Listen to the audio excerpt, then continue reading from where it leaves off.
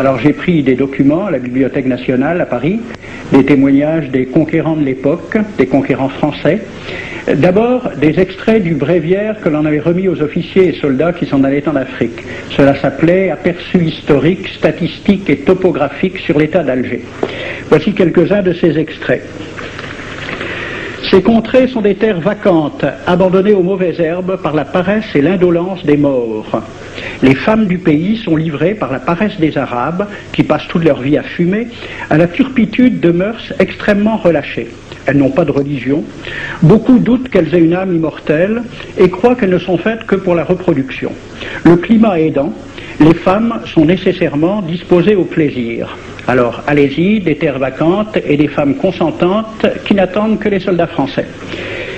Et puis, à côté, j'ai vu d'autres documents qui marquent l'étonnement des officiers français qui débarquaient en Afrique.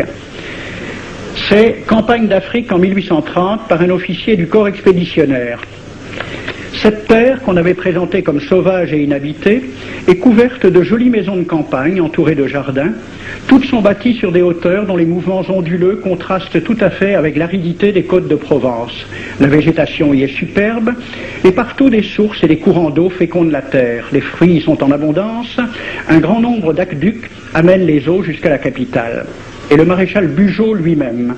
J'ai reconnu que l'Algérie produit beaucoup de grains, une immense quantité de bétail. L'immensité des terrains ensemencés atteste l'existence d'une population beaucoup plus nombreuse qu'on ne le pensait. Le commandant Claude-Antoine Roset, dans Voyage dans la Régence d'Alger en 1833. Presque tous les hommes savent lire et compter. En France, on compte à l'époque 40% d'analphabètes. Ainsi, les soldats qui débarquent sont en général moins instruits que les sauvages qu'ils viennent civiliser. Le ministre de la guerre de l'époque, qui s'appelait Girard, il faut se résigner à refouler au loin, à exterminer même la population indigène. Le ravage, l'incendie, la ruine de l'agriculture sont peut-être les seuls moyens d'établir solidement notre domination. Savary, duc de Rovigo, apportez des têtes, bouchez les conduites d'eau avec la tête du premier bédouin que vous rencontrerez, au nom bien sûr de la civilisation. Christian, dans l'Afrique française, un détachement de l'armée parti d'Alger surprend la tribu désarmée des Olifias et massacre sur le champ tous les hommes, femmes, enfants, sans distinction. On parlera de 12 000 morts. Les troupeaux raflés aux Olifias seront vendus au consul du Danemark. Quant au reste du butin, il fut exposé au marché de Babazoun.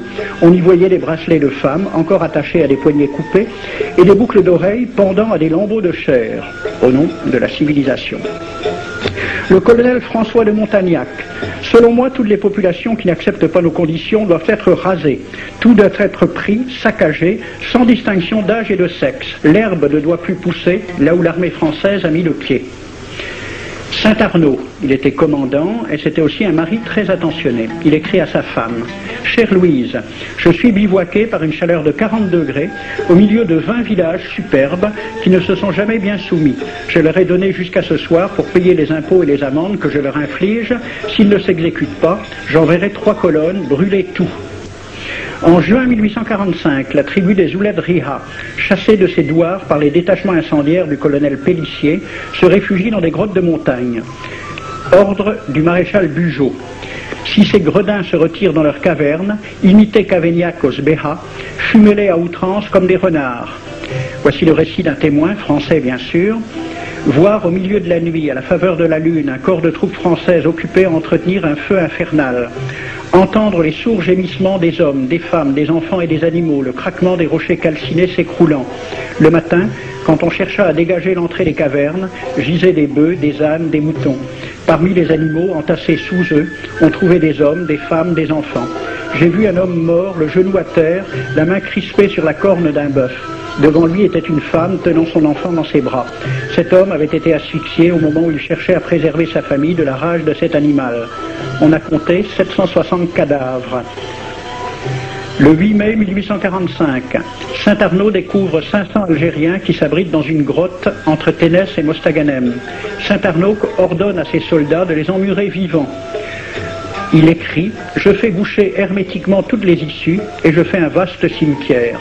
La terre couvrira à jamais les cadavres de ces fanatiques. » C'est à peu près ce qu'ont dit les Allemands en massacrant le village d'Oradour-sur-Glane. Montagnac, toujours lui, le colonel. Voilà comment il faut faire la guerre aux Arabes. Tuer tous les hommes jusqu'à l'âge de 15 ans. Prendre toutes les femmes et les enfants. Vous me demandez ce que nous faisons des femmes que nous prenons? On en garde quelques-unes comme otages. Les autres sont échangées contre des chevaux et le reste est vendu à l'enchère comme bête de somme. Toujours au nom de la civilisation. Nous rapportons un plein baril d'oreilles récoltées paire à paire sur les prisonniers. Il contient même celle d'un de nos 58 gendarmes morts de maladie. 2 pièces de 100 sous ne sont pas à dédaigner. Le maréchal Soult, ministre de la guerre, répondant à des questions à la Chambre des députés. En Europe, un tel acte serait horrible et détestable. En Afrique, c'est la guerre même. C'est la guerre même, c'est du moins ce que dit le ministre français, mais en face, voici un décret pris par l'émir des Arabes, l'émir Abdelkader. Tout Arabe qui amènera vivant un soldat français recevra pour récompense la somme de 8 douros. Tout Arabe qui aura un Français en sa possession sera tenu de le bien traiter et de le conduire le plus promptement possible, soit devant le califat, soit devant l'émir lui-même.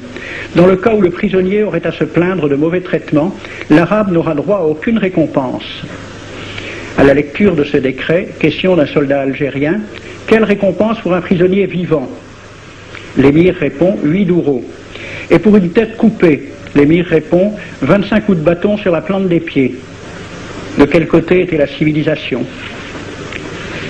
J'ai donc fait ce film avec les citations et des dessins et gravures qui étaient à la Bibliothèque nationale à Paris, et j'ai proposé le film à la Ligue de l'enseignement pour qu'il soit projeté dans les lycées et collèges de France et de Navarre. La Ligue de l'enseignement l'a refusé avec cette appréciation. Quoique très correctement réalisé et basé sur des documents indiscutables, ce film va à l'encontre de toutes les idées qui servent de base à l'enseignement de la pénétration française en Afrique du Nord, ce qui rend sa diffusion impossible. C'était reconnaître que l'enseignement n'avait pas pour but l'éducation, c'est-à-dire l'ouverture vers la réalité, mais l'endoctrinement au service d'une idée politique, ici le colonialisme.